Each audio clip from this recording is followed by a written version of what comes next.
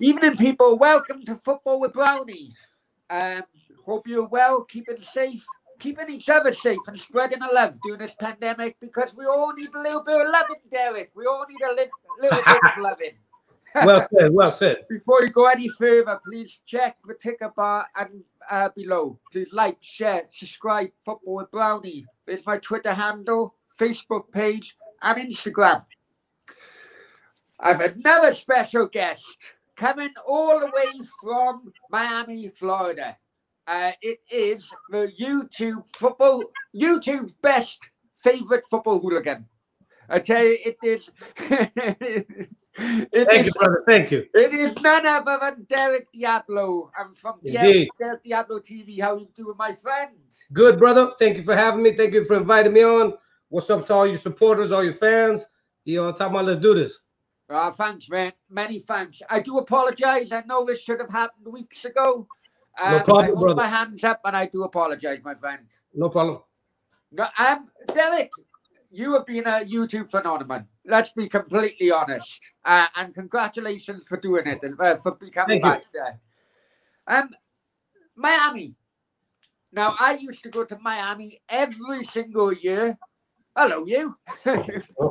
Right? Every single year. I actually got married in Miami. Divorced now. Maybe I shouldn't have went in the first place. But growing up in Miami, tell me about it. Well, growing up, so you've been here not too long ago, right? In the past 10 years, let's say? Well, I got married in 2007. So I would have done it about 3 years before then and probably about 4 years after. Okay, so imagine I'm 47. I'm born in 1974. So then Miami and South Florida. So it's a tri-county area. You got Broward County, Fort Lauderdale, West Palm Beach County. That's all like South Florida. You know what I'm talking about? Yeah. So you're talking about back in the 80s and 90s and the violence and the gang stuff and everything like that. You know what I'm talking about? It was a lot different. It was way more violent. And that goes, you know, that's all over America and that's in UK as well. So like whenever we talk about the hooligan stuff, obviously the heyday is going back into the late 70s to the 90s, and it still kept going on. It seems like the last big era was like 15 years ago or so, 2005 type of era. But so with that being said, you know, the gang culture in the street and the violence that you experience growing up in street culture and so forth, whether it's UK football type of scene or American punk rock skinhead gang scene, obviously things were a lot different. So then growing up in South Florida in the late 70s and 80s and 90s, it was pretty hectic. You know, you see movies like Scarface and everything like that. That's not completely fiction and everything. So with that being said, I'm Cuban. My family's from Cuba. So a lot of things that people are familiar with go into that story with the revolution in Cuba and everything like that. Then some of the stuff you see with Scarface and everything. But for me, my parents spoke more like English and got into a hippie scene coming here from Cuba. So I was raised around like I was raised around 70s rock and 60s rock, a lot of British stuff from the Who, Beatles, Rolling Stones and stuff like that, to where, you know what I mean, that got me eventually on my own. I'm more gravitating to the punk and skinhead scene. And then from that, I got involved in the gang scene and everything like that. So then with punk, I started getting into punk in like 86. So then by 87, I know a lot of the, you know, listen to all the bands, Cockney Rejects and everything. So I'm hearing about the hooligan stuff. And then by 1989, I read a book called Skinhead, famous skinhead book by Nick Knight. And it goes in depth with the hooliganism. It talks about firms. It shows weapons, shows the famous picture with a girl stuck with a dart stuck in her eye. You know what I mean? Yeah. So I was already aware of it from the music and from the skinhead scene. And then little by little, what brings us to this is obviously the football. But you know, it's a lot of different tales I can tell you when it comes to Miami and growing up here, let's say. But the reason I asked that, Derek, was basically to try and link the Miami gang culture to how it was back when you were growing up to the football culture. Whereas, you know, I've had my time within the same culture where you'd be in a pub with a group of your mates. You look to your left. If the all kicks off, you look to your left. You know this guy would have your back. You look to your right. You know that guy would have. So I'm kind of thinking if it's the kind of solidarity or camaraderie, brotherhood. Camaraderie. You're all a unit. Thing. Yeah.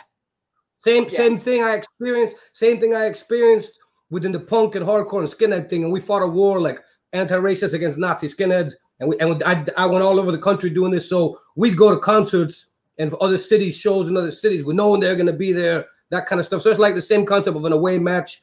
So the fact is, we were the ones that were into the hooligan culture. We were the only ones in this country that knew a bit about it within the skinhead and the oi and punk scene. So the parallel is there culturally, but we were always lacking on the football side. The soccer, as they call it here, you know what I mean? Yeah.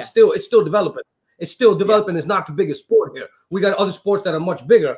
So with that being said, I feel, and from the lads I've met, you know, when I'm in England and stuff, you know, the other boys say, mate, you're a lad. Doesn't matter where we're from. We're into different stuff, but we're all the same sort of people. So like you said, the guy to your left, the guy to your right, the guy in front, the guy in back, you know they're going to stand with you to the end. That sort of thing of men going into battle together, men of honor, bounded by battle. You know what I mean? That's universal. And then specifically, there's been football violence in America since the beginning. Fighting at sports is normal in America. The cops don't think that they don't think that's a special culture. You know what I mean? However, when you say football hooliganism to me, when you add the ism, then you talk about the terrorist culture and the British interpretation. So that's always been important to me, especially coming from the skinhead and punk scene, the authenticity of being part of a British culture and embodying it the right way. You know what I mean? And to where the lads who started it accept it. So the cultural element is important to me. And then I've been spearheading that. It's been around before me in this country, but I've been spearheading, you could say, and bringing that into my fan base, which is mainly a Latino, South American, Barra Brava type of fan base. I got you. So I guess the birth of social media and YouTube and so on, that created even bigger attraction of the football hooliganism element, because you had the opportunity then to watch the videos and watch action, you know, straight away, and then you had the opportunity to start putting the messages out and create contacts with your messages from in the UK. And you know, I have to admire you. You took the opportunity and you grasped it with both hands. And I'm not kidding you, Derek. I was in the UK then. I'm in Spain these days, but I was in the UK, and it went through. It was like a wave, shock wave, going right through the, you know, every single firm in the UK. Who is this guy? You know, you talking about the first Millwall video, the first video I done. Right, that's right. You know, yeah. And, so, well, if you want to know more about that, you know, the background of that, I don't think you know all the details of it, but that all started with me and that weasel, that Steve Dolan. But you know what I mean? It started with me and him, and he was winding me up as he was Millwall. He was winding me up like he's Millwall. And then we were talking about doing a 10-on-10 fight. And I said, listen, we'll bring the pro wrestling element into it. Let's turn this into a professional sport. We'll do Miami 10 versus Millwall. You know, we'll get the media involved. And then I told him what you need to do is go to your pub, Millwall pub, get 10 guys, put masks on, and then you talk in front and do a promo against me, challenge us, and then I'll do one in return. And he says, no, my guys won't understand that you do yours first. So that's when I done mine under the pretense that he was the top boy of Millwall. But then once the video came out, I went to the gym. It was only a Facebook video. I didn't know, I had no idea how big it was going to get. So I went to the gym. By the time I come back, a couple hours, 7,500 hits. And I'm looking at it like, wait a minute, is this for real? And then they were 500 every 2 seconds. And then, you know, exploded. So then very soon, a bunch of Millwall lads started hitting me up, messages. Hey, man. And like a lot of people were sending me messages. Fuck you. We're going to do this to you. Blah, blah, blah. Just like just saying nasty stuff. But these other messages started coming in like, hey, listen, I'm so-and-so Millwall. We don't know the Steve Dolan. What do you want about? Some more messages started coming in that looked like serious messages. They weren't just being disrespectful. So I started listening back. I said, wait, they're telling me, listen, mate. I started looking at them. I'm like, listen, what's up? They said, no, that Steve Dolan is not with us. We don't know who he is. He's not from here. We don't know who you are. We don't want nothing to do with any of this. We don't care what we don't know what you're doing. So they're telling me, I'm like, yeah, but he's already in books talking like he's Millwall. He's all over the internet like he's Millwall. How do I know that what you're telling me is true? I said, let me talk to somebody that I've seen in the videos that I already know is Millwall for sure. So little by little, talking to him. I'm up all night with these guys for hours. Little by little, they gave me a phone number, and it was a bunch of them all working together. I could see they all knew each other. So finally, I did a call like this, and I started talking to one of them, and he was asking me some of these questions, and he says, he says you got the messages of you talking to him. I'm like, yeah. He's like, can you screenshot them? You know, I'm not so big on tech savvy, but I was like, yeah, I guess so. So I said, okay. So I screenshotted them and sent them, and you could see that he's saying, yeah, that he's Millwall, old school, and this and that. So then after that, they said, okay, mate, you know, fair play to you. Just leave us out of it. No problem with you. We're gonna sort him out. That was how we ended it. So that's what set the whole thing off. And then really what it has to do with is pro wrestling is not so big in UK as it was in America. I know it's big there, but you guys don't really understand the psychology of it. I don't think that people can use the talking as much as they use here in order to get what you. So basically, my videos are wrestling promos. The first Millwall, all of them, they're a wrestling promo, which is meant to be around 2 minutes, and you describe some situation, half of which is made up, half of which is real. So, but bottom line is, it was a wrestling promo based on hooliganism. So it has to do with mixing the pro wrestling and football culture. So basically, that's how the first video came about. I'm guessing now, other firms were getting in contact with you. People, other hooligan elements were getting in contact with you. Was that just the UK, or was that worldwide? Worldwide, but primarily UK. Other lads from other countries as well. But you can imagine that we all speak the same language. So then some lads reach out to me from other countries, but there's a bit of a language barrier. But mainly UK, and then I got the analytics on my channel. So majority of all my views are from UK. So the majority of lads are UK lads, but yeah, some global. I noticed then you went to the UK to meet up with guys. Where did you go? Plymouth. Plymouth. I know Plymouth lads. The great Plymouth people, the great Jenner people. I become a Jenner honorary. Well, why Plymouth then? I'll tell you, many reasons. One thing, Plymouth is the most connected with America of any place in England. And I would venture to say they like Americans more than any place in England. And they love Americans. And they love America. For Plymouth Argyle, their badge has the Mayflower ship. They're called the Pilgrim. Yeah. So then anyway, besides that historical connection, then believe it or not, South Florida, Miami, and Plymouth are similar in some ways, and you've been in Miami, which is to say that we're surrounded by water. It's a warm place. Yeah. When I went there in the summer, everybody's walking around with no shirts on, tattoos, just like here.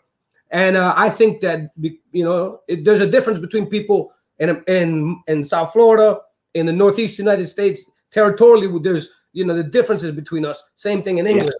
So I think that the people of Northern England, let's say, compared to the people of Plymouth, the Plymouth and the South Florida, we're close to one another culturally in some ways.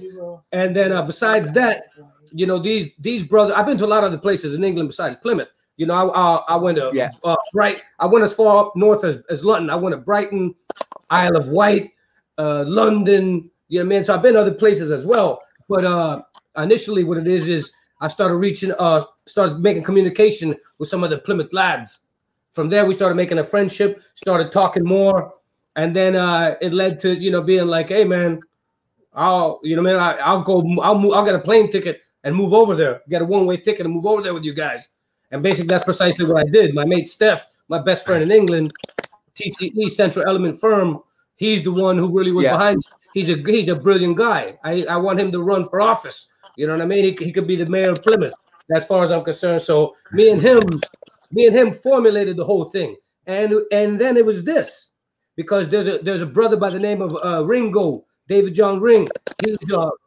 He's Bristol Rovers GHS, Gas Hit Squad. He's an older lad, and the thing about it, he's well respected by a lot of lads from all over England, and especially my brother Steph. Yeah, I mean, he told me when we were talking, he says, "Hey, listen, this guy's in the hospital, and he's done a lot for a lot of lads. He means a lot to me." He says, "Yeah, I want you to do a video for him." He says, "If you do a video for him," he says, "I'll buy you 100 pints if you come to England." I says, "Oh yeah." So I done the video, right? And then when I went to England, I went and visited Ringo with friends. He's a brilliant guy, lovely guy, I like him, a lot. So don't you know? I told that Steph after I made the video. I says, "Well, brother, now you owe me 100 pints." He says, "Yeah, no problem." I says, "Well, can I stay at your house for a little while?" He says, "Yeah." So I says, "Okay, well, what the fuck am I waiting for?" You know what I mean? So then I had a problem with my passport, with the fines and my license and stuff. So it took me a while to get that sorted out. So a lot of cunts from UK bantering back and forth. "Oh, you'll never come here. You'll never come here. We'll do this to you. We'll do that to you." I says, "I'm coming. It's just I got to sort my passport out."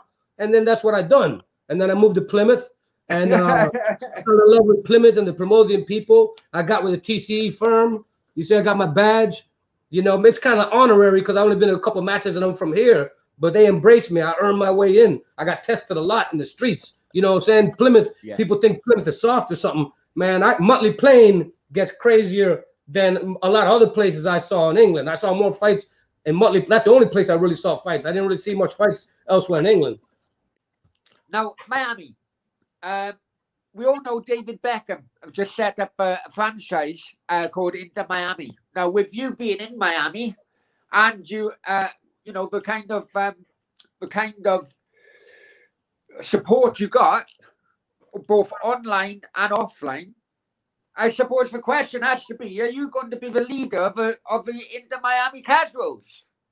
Well, let's back up for a second. See, my interpretation and my understanding of the entire terrorist culture is a bit different than some of the way that the UK lads might see it themselves, and that has to do with I'm interpreting it as a subculture related to punk, skinhead, mod. So a lot of lads just grew up with football as part of your life. So you grow up around it, and people may not see it as a special subculture as such because it's so big.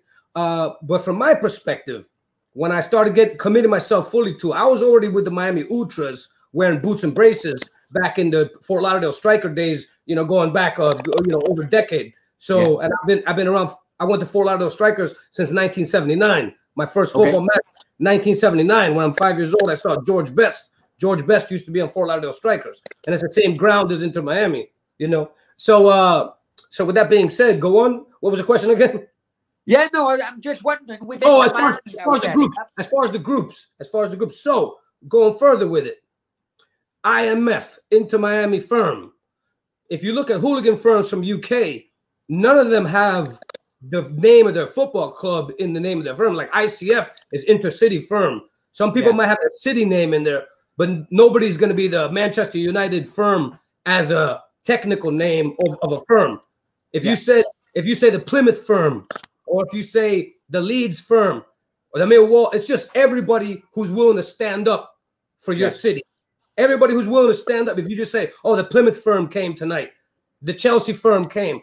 Besides that, there's specific groups: Chelsea Headhunters, Plymouth TCE. There's specific firms within the greater firm that assembles for a football club. So, with that being said, IMF, Inter Miami firm, really means to me all the supporters who will stand.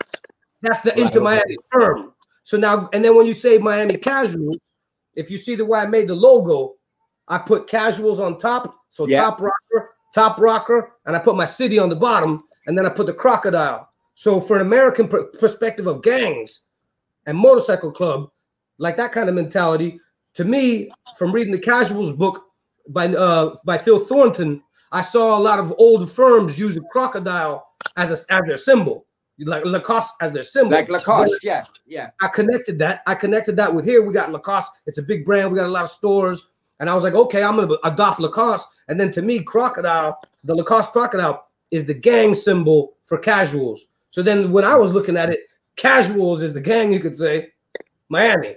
So ideally, everybody around the world would make Plymouth casuals, Manchester casuals, because we're all part of this subculture like skinheads. Just like if you say South Florida skinheads, it's a bunch of different groups. It's a bunch of, so when you talk about the Inter Miami firm that stands up, that's ready to fight, it's composed of different people that are members of different groups. And there's about 200 more that just came out this season that are not in the group yet.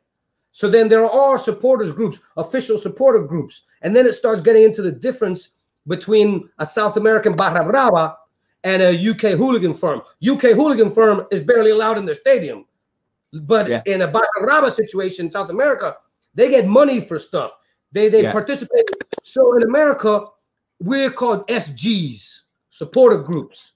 That's what you call it. And the supporter groups are hybrids, depending where you're at. And even within the same football club, there'll be two different types of groups. But they're hybrids of European ultras, South American, Central American Barra Bravas, Central American hinchadas, Brazilian torcidas, and UK hooligan firms. So none of them are completely identical to something that's in South America or England or Poland. But it's all still a supporter culture. And there's a hardcore supporter culture that is evolving towards more formalized fighting, the fashion, the expressions, the history of the firms. And by me doing what I've done online, I've been the bridge. I've reached out to the UK firms. They've reached out to me. We've interacted, and I've kind of experimented. Took a lot of shit for it because I made a lot of mistakes with the fashion. You know, you're trying to interpret something from another country that doesn't exist. So I made a lot of mistakes. I had to change my fashion. I used to wear baggy jeans. That's normal to me, hip hop. Until people started making fun of me. Oh, mate, you look like a clown. Blah, blah, blah. Oh, fuck. I got to buy tighter jeans now. So little by little, and then stuff, I'm still going to put my own twist on it. You know, like Bruce Lee, Jeet Kune Do. The theory is take what is useful, discard the rest, add that which is uniquely your own. So, I'm going to interpret everything from England that I studied and learned, but I'm still from America. So something that you hinted at before, kind of combining the gang culture of America with the UK gang culture through the football scene and the skinheadism, and it all relates to that. But I've done a lot in the sense of bridging the two cultures, because I feel like we're the same. I feel like we're the same, and then now I see that it's about me bridging that with the South American thing and the Latino thing, because now a lot of the other supporters from here, they don't understand. Some of them don't speak English. They don't really understand the whole casuals thing and the UK hooligan thing. There's different characteristics. Certain things are done there that aren't considered formal. So then I feel like I'm bridging that next. Okay. 5 years time. How popular will football hooliganism be in America? 5 years time. 5 years, 10 years. Is it going to? 5 years time, 2026. That's an auspicious date. That's a World Cup, Jack. So how big is it going to be?